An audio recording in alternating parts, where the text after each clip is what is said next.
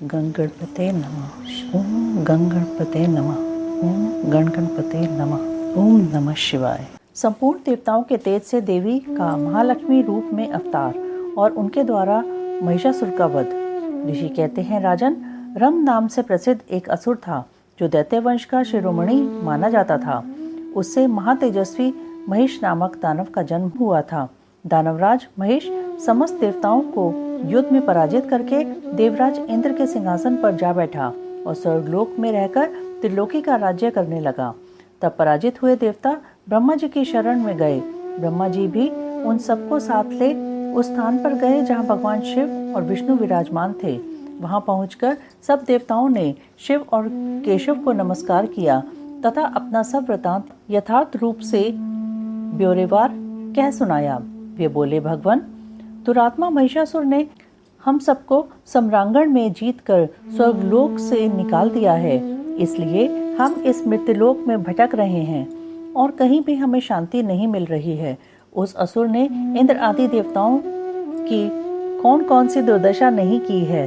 सूर्य, चंद्रमा, वरुण, कुबेर, यम, इंद्र, अग्नि, वायु, गंधर्व, विद्याधर और चारण, इन सबके तथा अन्य लोगों के भी जो कर्तव्य कर्म हैं, उन सबको वह पापात्मा असुर स्वयं ही करता है।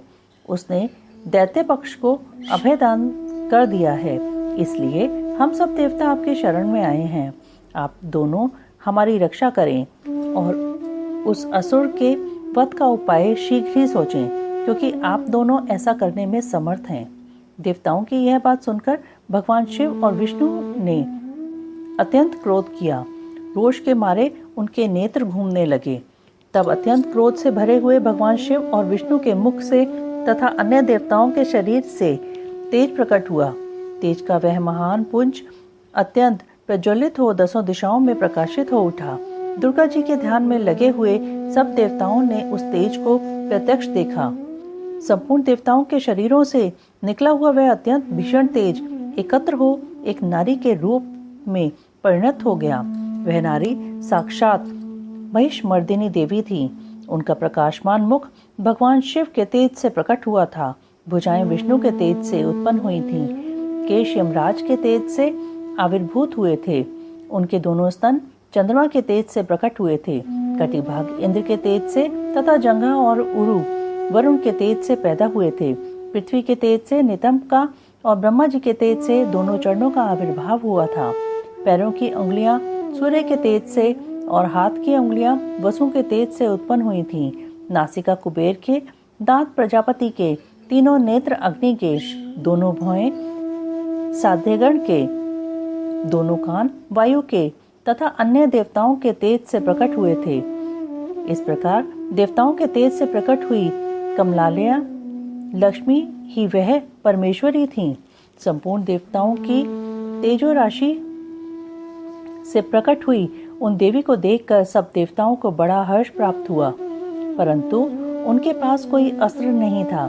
यह देख ब्रह्मा आदि देवेश्वरों ने शिवा देवी को अस्त्र शस्त्र से संपन्न करने का विचार किया।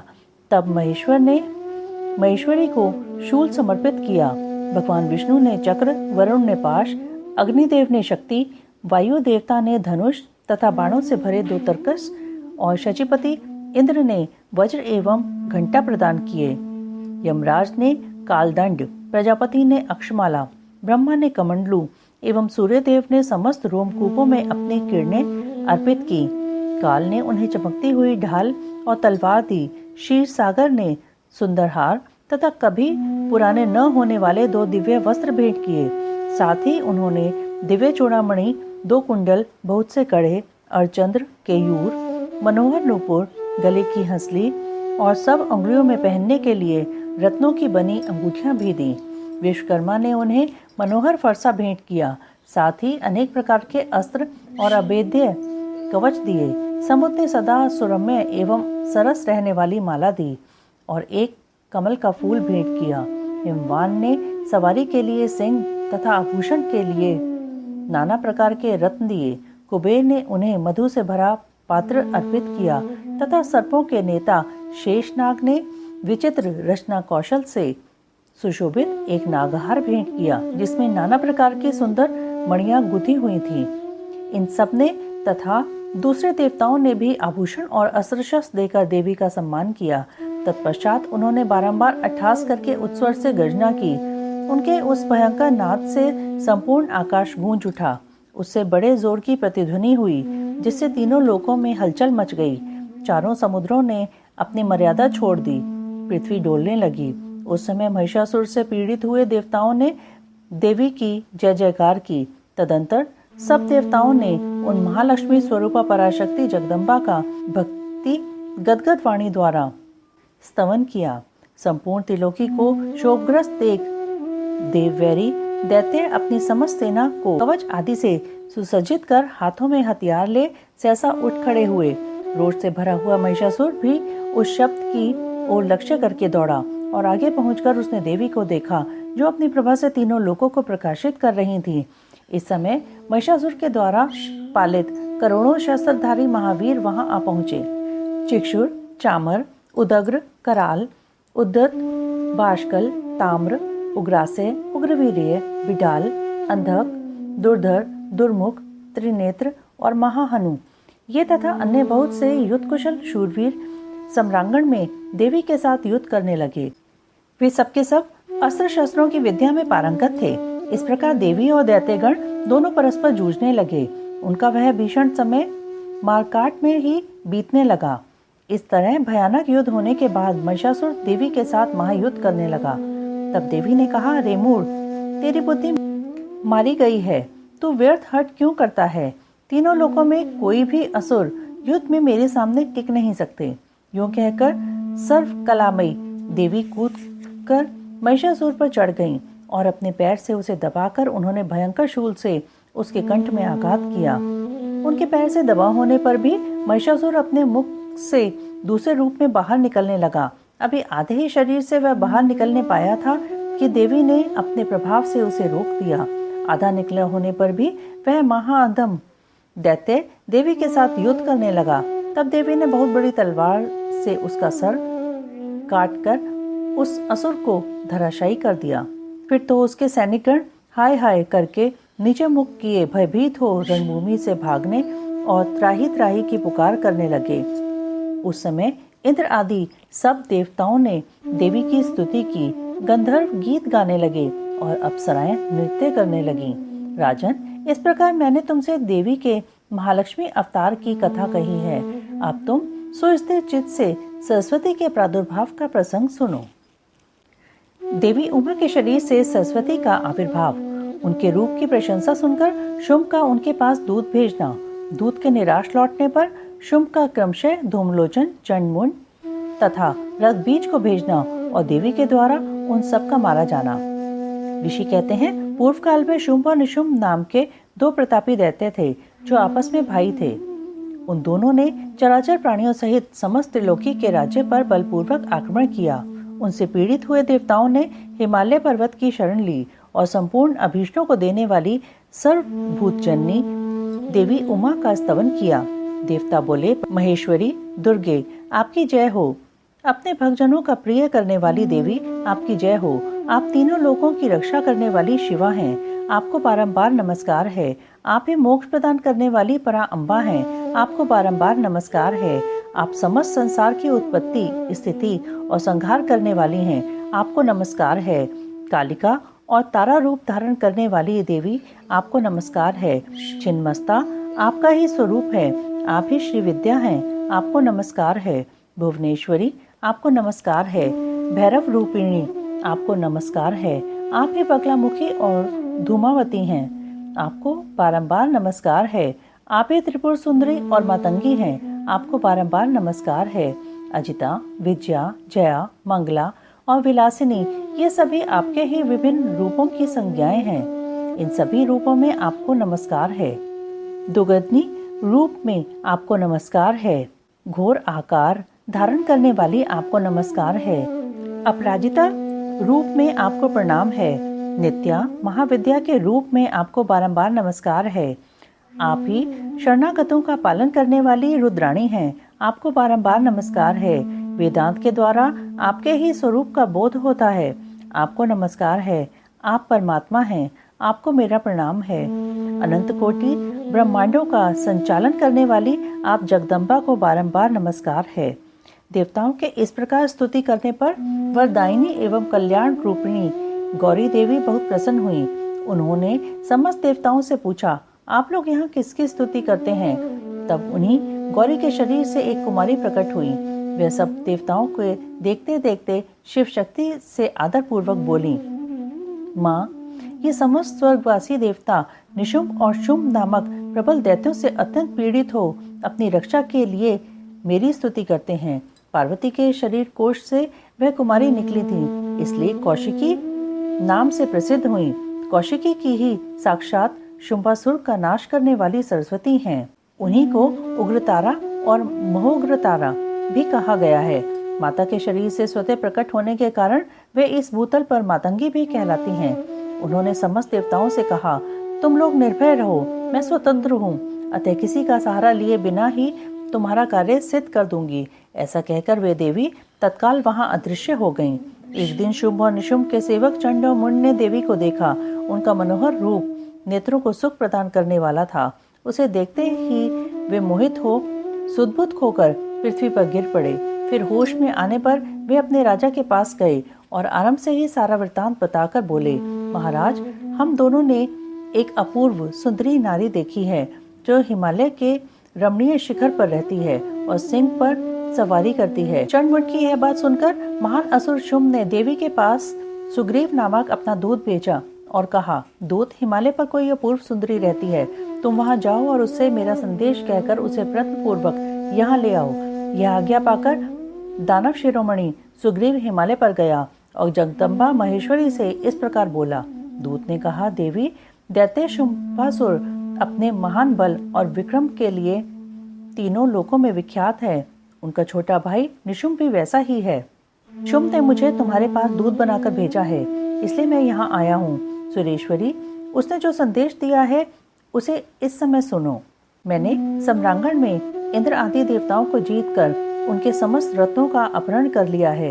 यज्ञ में देवता आदि के दिए हुए देवभाग का मैं स्वयं ही उपभोग करता हूँ। मैं मानता हूँ कि तुम स्त्रियों में रत्न हो, सब रत्नों के ऊपर स्थित हो, इसलिए तुम कामजनित रस के साथ मुझको अथवा मेरे भाई को अंगीकार करो। दूत के मुंह से शुंभ का यह संदेश सुनकर भूतनाथ भगवान शिव की प्राण वल्लभा महामाया ने इस प्रकार कहा। देवी बोली, दूत, तुम सच कहते हो, तुम्हारे कथन में थोड़ा सा भी असत्य नहीं है, परंतु मैंने पहले से एक प्रतिज्ञा कर ली है, उसे सुनो। जो मेरा घमंड चूर कर देगा, जो मुझे युद्ध में जीत ले, उसी को मैं पति बना सकती हूँ, दूसरे को नहीं। यह मेरी अटल प्रतिज्ञा है, इसलिए तुम शुंभ और निशुंभ को मेरी ये प्रतिज्ञा बता दो, फिर इस विषय में जैसा उचित हो वैसा वे करें। देवी की यह बात सुनकर दानव सुग्रीव लौट गया। वहां जाकर उसने विस्तार पूर्वक राजा को सब बातें बताईं।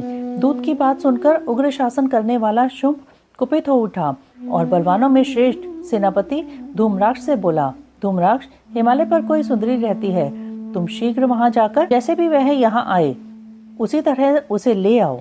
असुर प्रवर, उसे लाने में तुम्हें भय नहीं मानना चाहिए। यदि वह युद्ध करना चाहे तो तुम्हें प्रयत्न पूर्वक उसके साथ युद्ध भी करना चाहिए। शुंभ की ऐसी आज्ञा पाकर दैत्य धूम्रलोचन हिमालय पर गया और उमा के अंश से प्रकट हुई भगवती भुवनेश्वरी से कहा, नितंबिनी, मेरे स्वामी के पास चलो, नहीं तो मैं तुम्हें मरवा डालूंगा। मेरे साथ 60,000 असुरों की सेना है। देवी बोली, वीर, तुम्हें दैत्यराज ने भेजा है, यदि मुझे मार ही डालोगे तो क्या करूंगी, परंतु युद्ध के बिना मेरा वहां जाना असंभव है, मेरी ऐसी ही मान्यता है। देवी के ऐसा कहने पर दानव धूम्रलोचन उन्हें पकड़ने के लिए दौड़ा, परंतु महेश्वरी ने हूं के उच्चारण मात्र से उसको भस्म कर दिया। तभी से वे देवी इस भूतल पर धूमावती कहलाने लगीं। उनकी आराधना करने पर वे अपने भक्तों के शत्रुओं का संहार कर डालती हैं। धूम्राक्ष के मारे जाने पर अत्यंत कुपित हुए देवी के वाहन सिंह ने उसके साथ आए हुए समस्त असुर गणों को चबा डाला। जो मरने से बचे वे भाग खड़े हुए। इस प्रकार देवी ने दैत्य धूम्रलोचन को मार डाला। इस समाचार को सुनकर प्रतापी शुंभ ने बड़ा क्रोध किया। वह अपने दोनों होठों को दांतों से दबा कर रह गया। उसने क्रमशः चंड, मुंड तथा रग्बीज नामक असुरों को भेजा। आज्ञा पाकर वे दैत्य उस स्थान पर गए जहाँ देवी विराजमान थीं। अणिमा आदि सिद्धियों से सेवित तथा अपनी प्रभा से संपूर्ण दिशाओं को प्रकाशित करती हुई भगवती सिंह वाहिनी को देखकर वे शेष दानव वीर बोले, देवी तुम शीघ्र ही शुंभ और निशुंभ के पास चलो, अन्यथा तुम्हें गण और वाहन सहित मरवा डालेंगे। वामे शुंभ को अपना पति बना लो। लोकपाल आदि भी उनकी स्तुति करते हैं। शुंभ को पति बना लेने पर तुम्हें उस महान आनंद की प्राप्ति होगी जो देवताओं के लिए भी दुर्लभ है। उनकी ऐसी बात सुनकर परमेश्वरी अम्बा मुस्कुराकर सरस मधुर वाणी में बोली। देवी ने कहा, अद्वितीय महेश्वर परब्रह्म परमात्मा सर्वत्र विराजमान है, जो सदाशिव कहलाते हैं। वेद भी उनके तत्व को नहीं जानते, फिर विष्णु आदि की तो बात ही क्या है। उन्हीं सदाशिव की मैं सूक्ष्म प्रकृति हूँ, फिर दूसरे को पति कैसे बना सकती हूँ। सिंहनी कितनी भी कामातुर क्यों न हो जाए, वह गीदड़ को कभी अपना पति नहीं बनाएगी। हथिनी गधे को और बाघिनी खरगोश को नहीं वरेगी। दैत्यों तुम सब लोग झूठ बोलते हो, क्योंकि काल रूपी सर्प के फंदे में फंसे हुए हो। तुम या तो पाताल को लौट जाओ या शक्ति हो तो युद्ध करो। देवी का वह क्रोध पैदा करने वाला वचन सुनकर वे दैत्य बोले, हम लोग अपने मन में तुम्हें अबला समझकर मार नहीं रहे थे, परंतु यदि तुम्हारे मन में युद्ध की ही इच्छा है तो सिंह पर सुस्थिर होकर बैठ जाओ और युद्ध के लिए आगे बढ़ो। इस तरह वाद विवाद करते हुए और सम्रांगण में दोनों दलों पर तीखे बाणों की वर्षा होने लगी।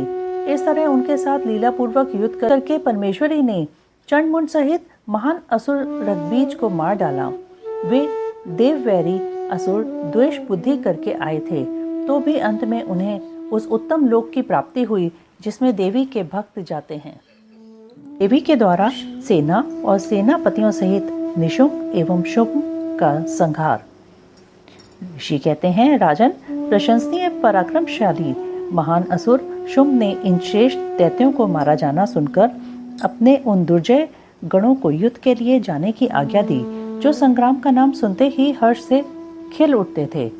उसने कहा, आज मेरी आज्ञा से कालक, कालके, मौर्य, दौहद्र तथा अन्य असुरगण बड़ी भारी सेना के साथ संगठित हो विजय की आशा रखकर शीघ्र युद्ध के लिए प्रस्थान करें। निशुंभ और शुंभ दोनों भाई उन दैत्यों को पूर्वोक्त आदेश देकर रथ पर आरूढ़ हो स्वयं भी नगर से बाहर निकले।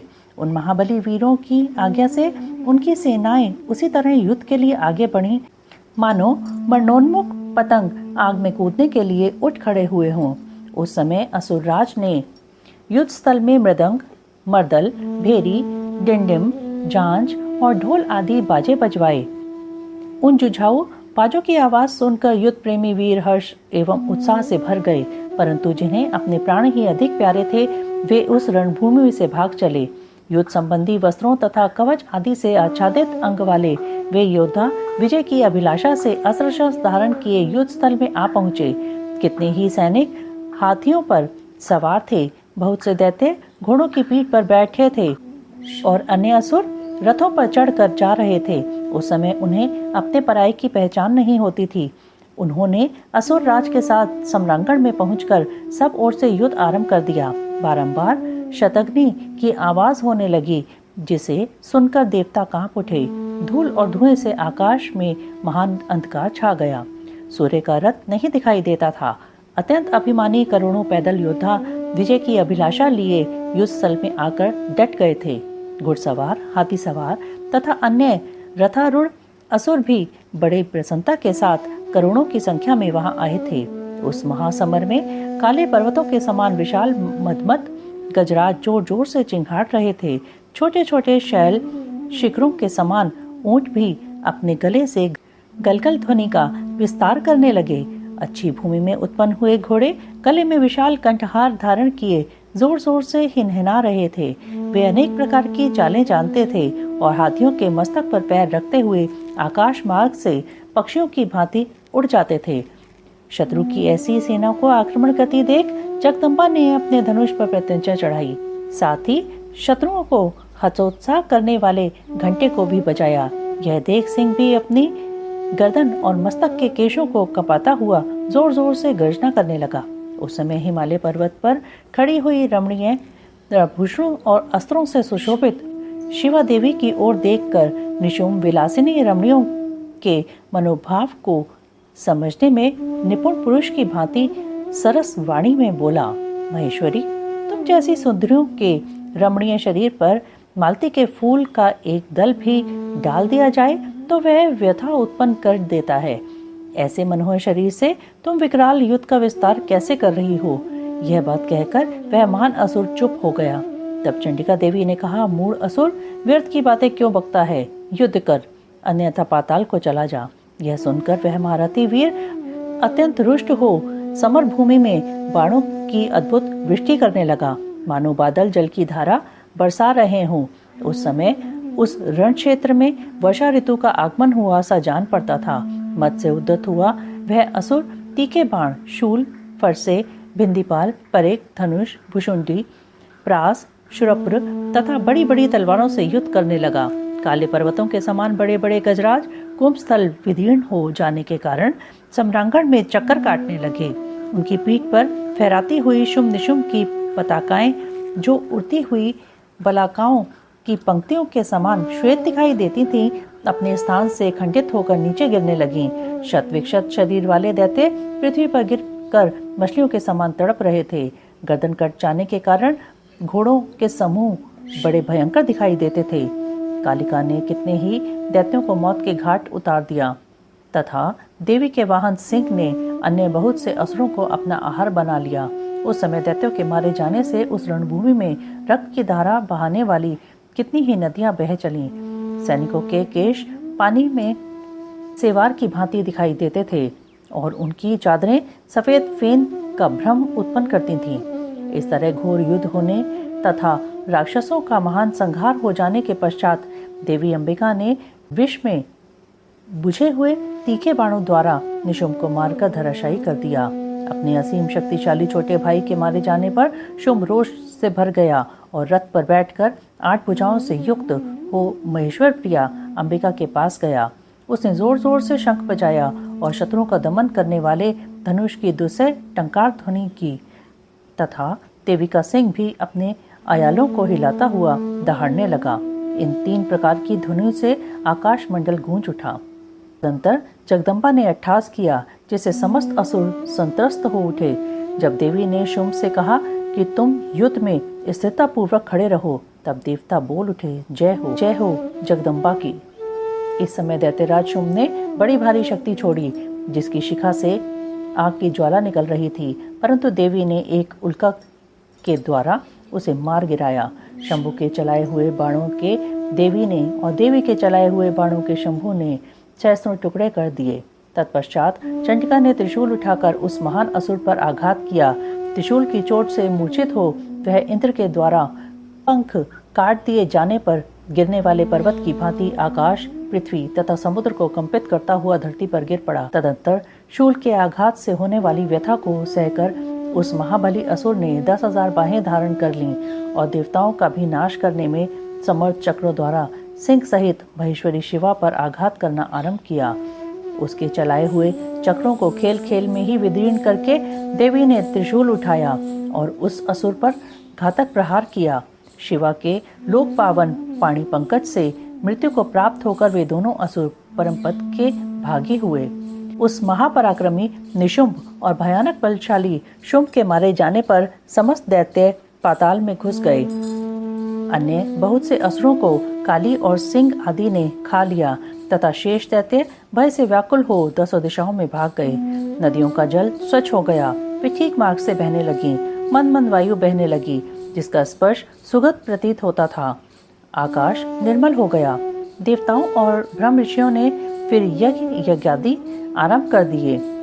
इंद्र आदि सब देवता सुखी हो गए। प्रभो, दैत्यराज के वध प्रसंग से युक्त इस परम पवित्र उमा चरित्र का जो श्रद्धा पूर्वक बारंबार श्रवण या पाठ करता है, वह इस लोक में देव दुर्लभ भोगों का उपभोग करके परलोक में महामाया के प्रसाद से उमाधाम को जाता है। राजन, इस प्रकार शुंभासुर का संहार करने वाली देवी सरस्वती के चरित्र का वर्णन किया गया, जो साक्षात उमा के अंश से प्रकट हुई थी। देवताओं का गर्व दूर करने के लिए तेज पुंज रूपिणी उमा का प्रादुर्भाव। मुनियों ने कहा, संपूर्ण पदार्थों के पूर्ण ज्ञाता सूर्य भुवनेश्वरी उमा के जिनसे सरस्वती प्रकट हुई थी, अवतार का पुण्य वर्णन कीजिए। वे देवी परब्रह्म, मूल प्रकृति, ईश्वरी, निराकार होती हुई भी साकार तथा नित्यानंदमय सती कही जाती हैं। सूत जी ने कहा, तपस्वी मुनियों, आप लोग देवी के उत्तम एवं महान चरित्र को प्रेम पूर्वक सुने, जिसके जानने मात्र से मनुष्य परम गति को प्राप्त होता है। एक समय देवताओं और दानवों में परस्पर युद्ध हुआ। उसमें महामाया के प्रभाव से देवताओं की जीत हो गई। इससे देवताओं को अपनी शूरवीरता पर बड़ा गर्व हुआ। वे आत्म प्रशंसा करते हुए इस बात का प्रचार करने लगे कि हम लोग धन्य हैं, धन्यवाद के योग्य हैं। असुर हमारा क्या कर लेंगे? वे हम लोगों का अत्यंत दुस्सह प्रभाव देखकर भयभीत हो भाग चलो कहते हुए पाताल लोक में घुस गए। हमारा बल अद्भुत है, हम में आश्चर्यजनक तेज है। हमारा बल और तेज दैत्य कुल का विनाश करने में समर्थ है। अहो, देवताओं का कैसा सौभाग्य है। इस प्रकार वे जहां तहां डींग हाँकने लगे। तदंतर उसी समय उनके समक्ष तेज का एक महान पुंज प्रकट हुआ, जो पहले कभी देखने में नहीं आया था। उसे देखकर सब देवता विस्मय में भर गए। वे रूंधे हुए गले से परस्पर पूछने लगे, यह क्या है, यह क्या है? उन्हें यह पता नहीं था कि यह श्यामा का उत्कृष्ट प्रभाव है, जो देवताओं का अभिमान चूर्ण करने वाला है। उस समय देवराज इंद्र ने देवताओं को आज्ञा दी, तुम लोग जाओ और यथार्थ रूप से परीक्षा करो कि यह कौन है। देवेंद्र के भेजने से वायुदेव उस तेज पुंज के निकट गए। तब उस तेजो राशि ने उन्हें संबोधित करके पूछा, अजी तुम कौन हो? उस महान तेज के इस प्रकार पूछने पर वायु देवता अभिमान पूर्वक बोले, मैं वायु हूँ, संपूर्ण जगत का प्राण हूँ। मुझ सर्वाधार परमेश्वर में ही यह स्थावर जंगम रूप सारा जगत ओतप्रोत है। मैं ही समस्त विश्व का संचालन करता हूँ। तब उस महातेज ने कहा, वायो, यदि तुम जगत के संचालन में समर्थ हो तो यह दृढ़ रखा हुआ है, इसे अपनी इच्छा के अनुसार चलाओ।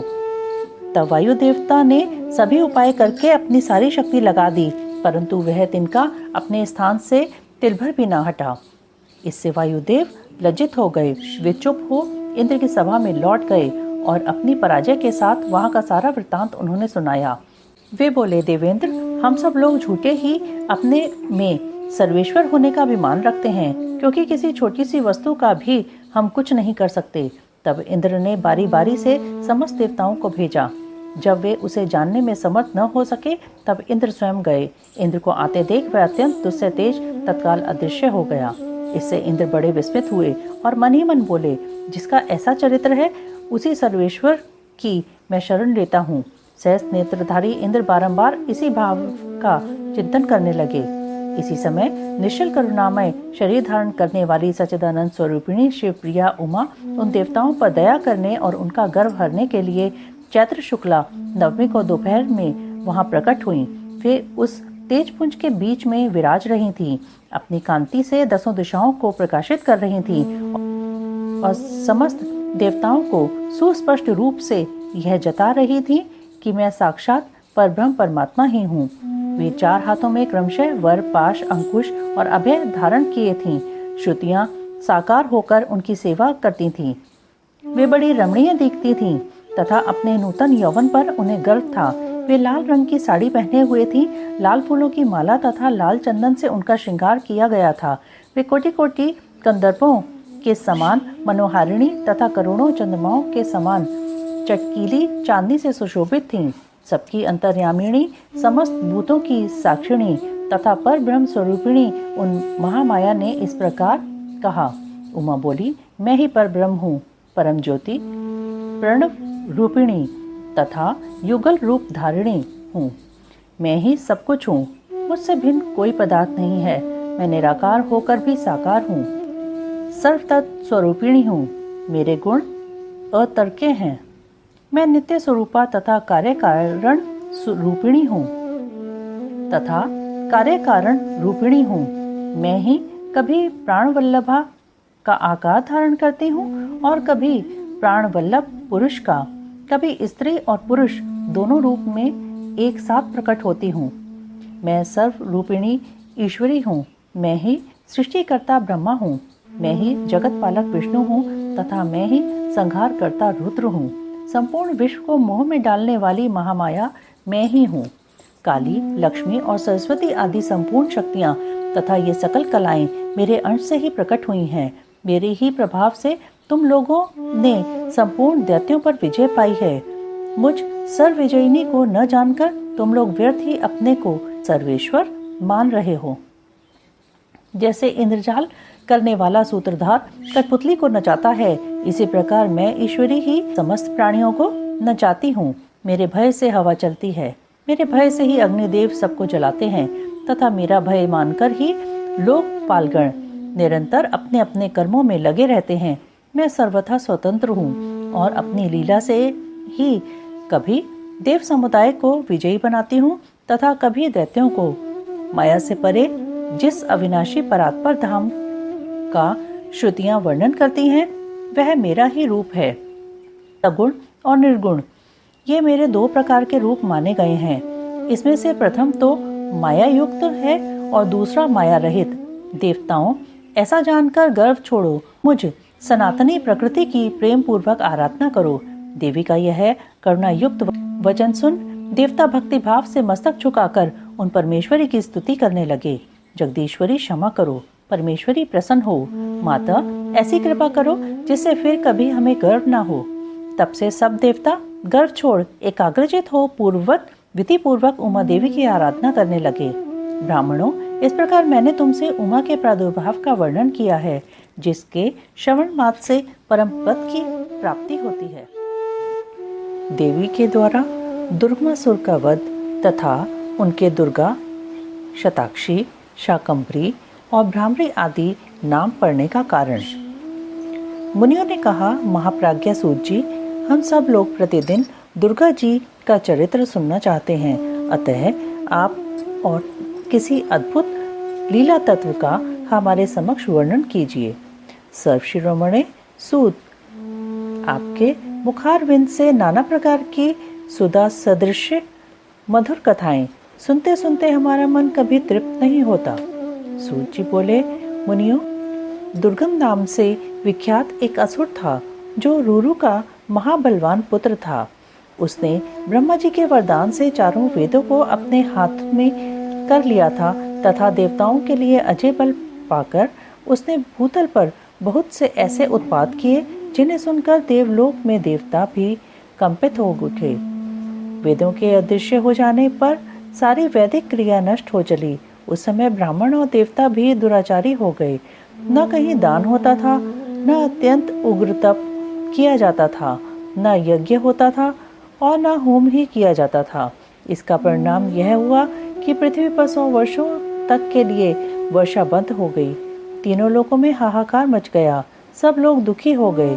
सबको भूख प्यास का महान कष्ट सताने लगा। कुआं, बावड़ी, सरोवर, सरिताएं और समुद्र भी जल से रहित हो गए। समस्त वृक्ष और लताएं भी सूख गईं। इससे समस्त प्रजाओं के चित्त में बड़ी दीनता आ गई। उनके महान दुख को देखकर सब देवता महेश्वरी योग माया की शरण में गए। देवताओं ने कहा, महामाये, अपनी सारी प्रजा की रक्षा करो। अपने क्रोध को रोको, अन्यथा सब लोग निश्चय ही नष्ट हो जाएंगे। कृपा सिंधु, दीन बंधो, जैसे शुंभ नामक दैत्य, महाबली निशुंभ, धूम्राक्ष, चंडमुंड, महान शक्तिशाली रक्तबीज, मधुकैटभ तथा महिषासुर का तुमने वध किया था, उसी प्रकार इस दुर्गमासुर का शीघ्र ही संहार करो। बालकों से पग पग पर अपराध बनता ही रहता है। केवल माता के सिवा संसार में दूसरा कौन है जो उस अपराध को सहन करता हो। देवताओं और ब्राह्मणों पर जब जब दुख आता है, तब तब शीघ्र ही अवतार लेकर तुम सब लोगों को सुखी बनाती हो। देवताओं की यह व्याकुल प्रार्थना सुनकर कृपामयी देवी ने उस समय अपने अनंत नेत्रों से युक्त रूप का दर्शन कराया। उनका मुखारविंद प्रसन्नता से खिला हुआ था और वे अपने चारों हाथों में क्रमशः धनुष, बाण, कमल तथा नाना प्रकार के फलमूल लिए हुए थी। उस समय प्रजाजनों को कष्ट उठाते देख उनके सभी नेत्रों में करुणा के आंसू छलक आए। वे व्याकुल होकर लगातार 9 दिन और 9 रात्र रोती रहीं। उन्होंने अपने नेत्रों से अश्रु जल की सहस्रों धाराएं प्रवाहित की। उन धाराओं से सब लोग तृप्त हो गए और समस्त औषधियां भी सिंच गईं। सरिताओं और समुद्रों में अगाध जल भर गया। पृथ्वी पर साग और फल मूल के अंकुर उत्पन्न होने लगे। देवी शुद्ध हृदय वाले महात्मा पुरुषों को अपने हाथ में रखे हुए फल बांटने लगी। उन्होंने गऊओं के लिए सुंदर घास और दूसरे प्राणियों के लिए यथा योग्य भोजन प्रस्तुत किए। देवता, ब्राह्मण और मनुष्यों सहित संपूर्ण प्राणी संतुष्ट हो गए। तब देवी ने देवताओं से पूछा, तुम्हारा और कौन सा कार्य सिद्ध करूं? उस समय सब देवता एकत्र होकर बोले, देवी, आपने सब लोगों को संतुष्ट कर दिया। अब कृपा करके दुर्वासुर के द्वारा अपहृत हुए वेद लाकर हमें दीजिए। तब देवी ने तथास्तु कहकर कहा, देवताओं, अपने घर को जाओ, मैं शीघ्र ही संपूर्ण वेद लाकर तुम्हें अर्पित करूंगी। यह सुनकर सब देवता बड़े प्रसन्न हुए। वे प्रफुल्ल नीलकमल के समान नेत्रों वाली जगदम्बा को भली भांति प्रणाम करके अपने अपने धाम को चले गए। फिर तो स्वर्ग, अंतरिक्ष और पृथ्वी पर बड़ा भारी कोलाहल मच गया। उसे सुनकर उस भयानक दैत्य ने चारों ओर से देवपुरी को घेर लिया। तब शिवा देवताओं की रक्षा के लिए चारों ओर से तेजोमय मंडल का निर्माण करके स्वयं उस घेरे से बाहर आ गईं। फिर तो देवी और दैत्य दोनों में घोर युद्ध आरंभ हो गया। सम्रांगण में दोनों ओर से कवच को छिन्न भिन्न कर देने वाले तीखे बाणों की वर्षा होने लगी। इसी बीच में देवी के शरीर से सुंदर रूप वाली काली, तारा, छिन्नमस्ता, श्री विद्या, भुवनेश्वरी, भैरवी, बगला, धूम्रा, श्रीमती त्रिपुर सुंदरी और मातंगी, ये 10 महाविद्याएं अस्त्र शस्त्र लिए निकली। तत्पश्चात दिव्य मूर्ति वाली असंख्य मातृकाएं प्रकट हुईं। उन सब ने अपने मस्तक पर चंद्रमा का मुकुट धारण कर रखा था और वे सब की सब विद्युत के समान दीप्तिमती दिखाई देती थी। इसके बाद उन मातृगणों के साथ दैत्यों का भयंकर युद्ध आरंभ हुआ। उन सब ने मिलकर उस रौरव अथवा दुर्गम दैत्य की 100 अक्षौहिणी सेनाएं नष्ट कर दीं। इसके बाद देवी ने त्रिशूल की धार से उस दुर्गम दैत्य को मार डाला। वह दैत्य जड़ से खोदे गए वृक्ष की भांति पृथ्वी पर गिर पड़ा। इस प्रकार ईश्वरी ने उस समय दुर्वासुर नामक दैत्य को मारकर चारों वेद वापस ले देवताओं को दे दिए। तब देवता बोले, अंबिके, आपने हम लोगों के लिए असंख्य नेत्रों से युक्त रूप धारण कर लिया था, इसलिए मुनिजन आपको शताक्षी कहेंगे। अपने शरीर से उत्पन्न हुए शाखों द्वारा आपने समस्त लोगों का भरण पोषण किया है, इसलिए शाकंभरी के नाम से आपकी ख्याति होगी। शिवे, आपने दुर्गम नामक महादैत्य का वध किया है, इसलिए लोग आपको कल्याणमयी भगवती को दुर्गा कहेंगे। योग निद्रे, आपको नमस्कार है। महाबले, आपको नमस्कार है। ज्ञानदायिनी, आपको नमस्कार है। आप जगन माता को बारंबार नमस्कार है। तत्वमसि आदि महावाक्यों द्वारा जिन परमेश्वरी का ज्ञान होता है, उन अनंत कोटि ब्रह्मांडों का संचालन करने वाली भगवती दुर्गा को बारंबार नमस्कार है। माता, आप तक मन, वाणी और शरीर की पहुंच होनी कठिन है। सूर्य, चंद्रमा और अग्नि, ये तीनों आपके नेत्र हैं। हम आपके प्रभाव को नहीं जानते, इसलिए आपकी स्तुति करने में असमर्थ हैं। सुरेश्वरी, माता शताक्षी को छोड़कर दूसरा कौन है जो हम जैसे अमरों पर दृष्टिपात करके ऐसी दया करे। देवी, आपको सदा ऐसा ही यत्न करना चाहिए जिससे तीनों लोग निरंतर विघ्न बाधाओं से तिरस्कृत न हों। आप हमारे शत्रुओं का नाश करती रहें। देवी ने कहा, देवताओं, जैसे बछड़ों को देखकर गौएं व्यग्र हो उतावली के साथ उनकी ओर दौड़ती हैं, उसी तरह मैं तुम सबको देखकर व्याकुल हो दौड़ी आती हूँ। तुम्हें न देखने से मेरा एक क्षण भी युग के समान बीतता है। मैं तुम्हें अपने बच्चों के समान समझती हूँ और तुम्हारे लिए अपने प्राण भी दे सकती हूँ। तुम लोग मेरे प्रति भक्ति भाव से सुशोभित हो, अतः तुम्हें कोई भी चिंता नहीं करनी चाहिए। मैं तुम्हारी सारी आपत्तियों का निवारण करने के लिए सदैव उद्यत हूँ। जैसे पूर्व काल में तुम्हारी रक्षा के लिए मैंने दैत्यों को मारा है, उसी प्रकार आगे भी असुरों का संहार करूंगी। इसमें तुम्हें संशय नहीं करना चाहिए। यह मैं सत्य सत्य कहती हूँ। भविष्य में जब पुनः शुंभ और निशुंभ नाम के दूसरे दैत्य होंगे, उस समय मैं यशोमयी देवी नंद पत्नी यशोदा के गर्भ से योनिज रूप धारण करके गोकुल में उत्पन्न होंगी और यथा समय उन असुरों का वध करूंगी। नंद की पुत्री होने के कारण उस समय मुझे लोग नंदजा कहेंगे। जब मैं भ्रमर का रूप धारण करके अरुण नामक असुर का वध करूंगी, तब संसार में मनुष्य मुझे भ्रामरी कहेंगे। फिर मैं भीम रूप धारण करके राक्षसों को खाने लगूंगी। उस समय मेरा भीमा देवी नाम प्रसिद्ध होगा। जब जब पृथ्वी पर असुरों की ओर से बाधा उत्पन्न होगी, तब तब मैं अवतार लेकर प्रजाजनों का कल्याण करूंगी। इसमें संशय नहीं है। जो देवी शताक्षी कही गई हैं, वे ही शाकंभरी मानी गई हैं तथा उन्हीं को दुर्गा कहा गया है। तीनों नामों द्वारा एक ही व्यक्ति का प्रतिपादन होता है। इस पृथ्वी पर महेश्वरी शताक्षी के समान दूसरा कोई दयालु देवता नहीं है, क्योंकि वे देवी समस्त प्रजाओं को संतप्त देख 9 दिनों तक रोती रह गई थीं।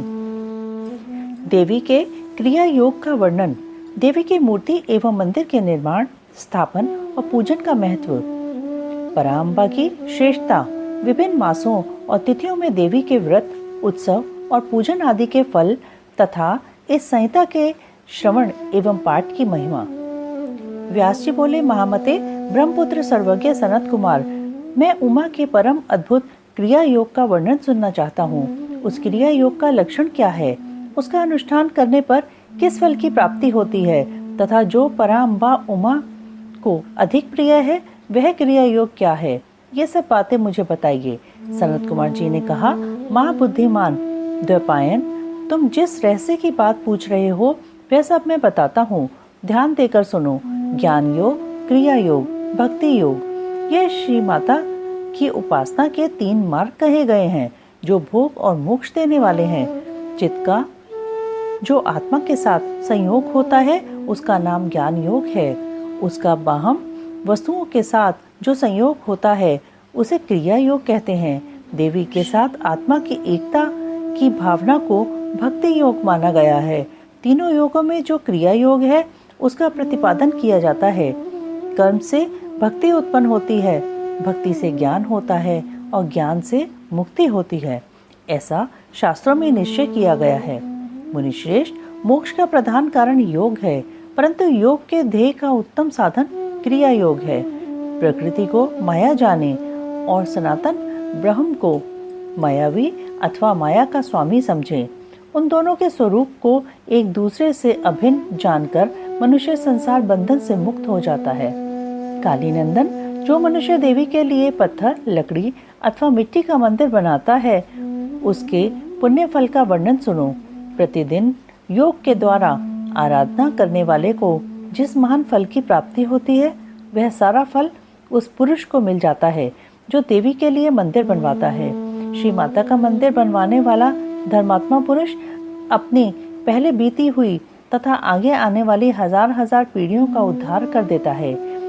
करोड़ों जन्मों में किए हुए थोड़े या बहुत जो पाप शेष रहते हैं, वे श्री माता के मंदिर का निर्माण आरंभ करते ही क्षण भर में नष्ट हो जाते हैं। जैसे नदियों में गंगा, संपूर्ण नंदों में शोरभद्र, क्षमा में पृथ्वी, गहराई में समुद्र और समस्त ग्रहों में सूर्य देव का विशिष्ट स्थान है, उसी प्रकार समस्त देवताओं में श्रीपरा अम्बा श्रेष्ठ मानी गई हैं। वे समस्त देवताओं में मुख्य हैं।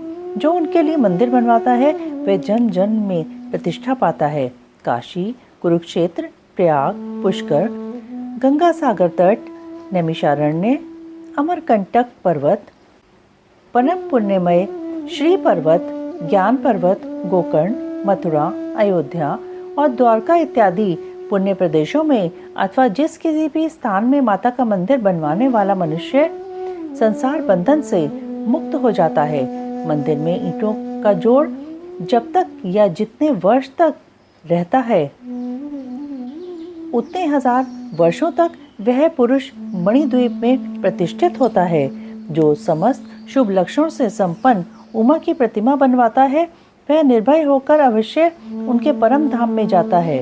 शुभ ऋतु, शुभ ग्रह और शुभ नक्षत्र में देवी की मूर्ति की स्थापना करके योग माया के प्रसाद से मनुष्य कृतकृत्य हो जाता है।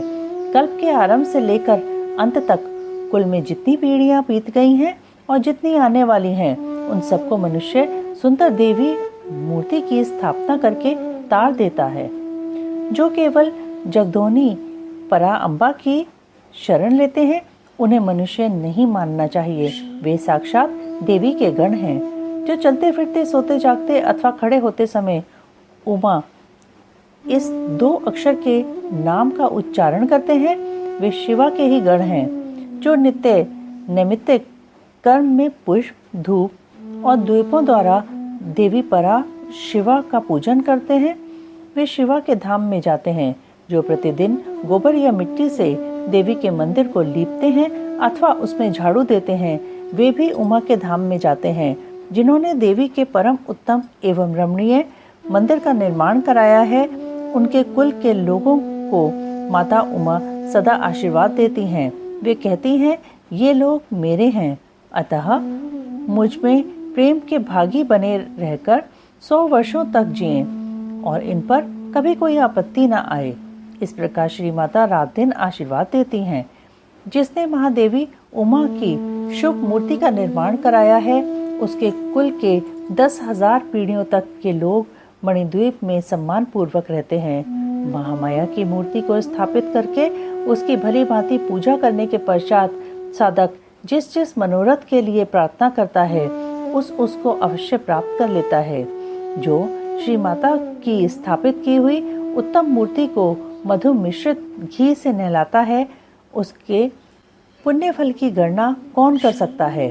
चंदन, अगरू, कपूर, जटामासी तथा नागरमोथा आदि से युक्त जल तथा एक रंग की गऊ के दूध से परमेश्वरी को नहलाए।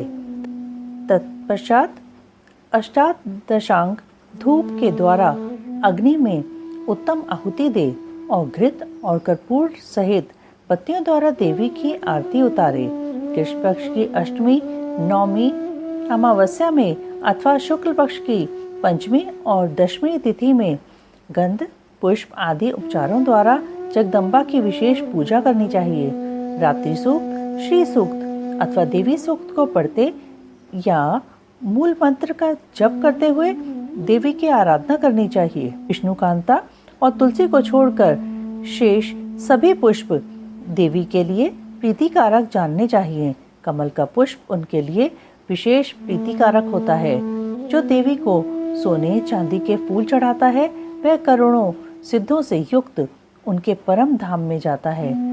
देवी के उपासकों को पूजन के अंत में सदा अपने अपराधों के लिए क्षमा प्रार्थना करनी चाहिए। जगत को आनंद प्रदान करने वाली परमेश्वरी प्रसन्न हो इत्यादि वाक्यों द्वारा स्तुति एवं मंत्र पाठ करता हुआ देवी के भजन में लगा रहने वाला उपासक उनका इस प्रकार ध्यान करे। देवी सिंह पर सवार हैं, उनके हाथों में अभय एवं वर की मुद्राएं हैं तथा वे भक्तों को अभीष्ट फल प्रदान करने वाली हैं। इस प्रकार महेश्वरी का ध्यान करके उन्हें नैवेद्य के रूप में नाना प्रकार के पके हुए फल अर्पित करे। जो परमात्मा शंभु शक्ति का नैवेद्य भक्षण करता है, वह मनुष्य अपने सारे पापंक को धोकर निर्मल हो जाता है। जो चैत्र शुक्ला तृतीया को भवानी की प्रसन्नता के लिए व्रत करता है, वह जन्म मरण के बंधन से मुक्त हो परम पद को प्राप्त होता है। विद्वान पुरुष इसी तृतीया को दोलोत्सव करे, उसमें शंकर सहित जगदम्बा उमा की पूजा करे।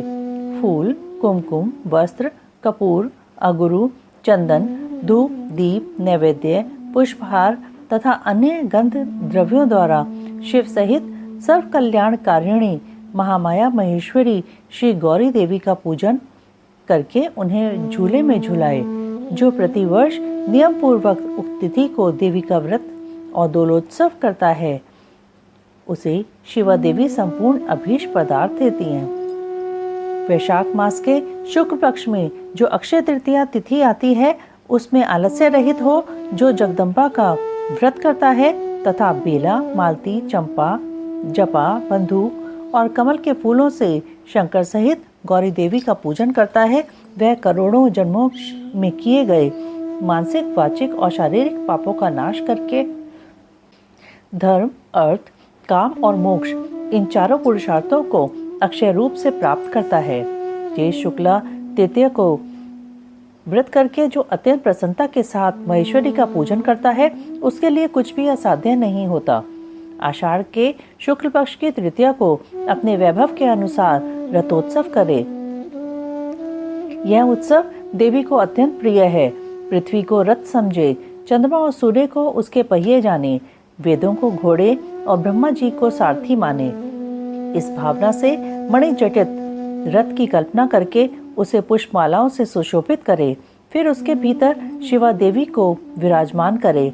तत्पश्चात बुद्धिमान पुरुष यह भावना करे कि परा अम्बा उमा देवी संपूर्ण जगत की रक्षा के लिए उसकी देखभाल करने के निमित्त रथ के भीतर बैठी हैं। जब रथ धीरे धीरे चले तब जय जयकार करते हुए प्रार्थना करे, देवी दीन वत्सले, हम आपकी शरण में आए हैं, आप हमारी रक्षा कीजिए। पाही देवी जनान स्मान प्रपन्नान दीन वत्सले। इन वाक्यों द्वारा देवी को संतुष्ट करे और यात्रा के समय नाना प्रकार के बाजे बजवाए।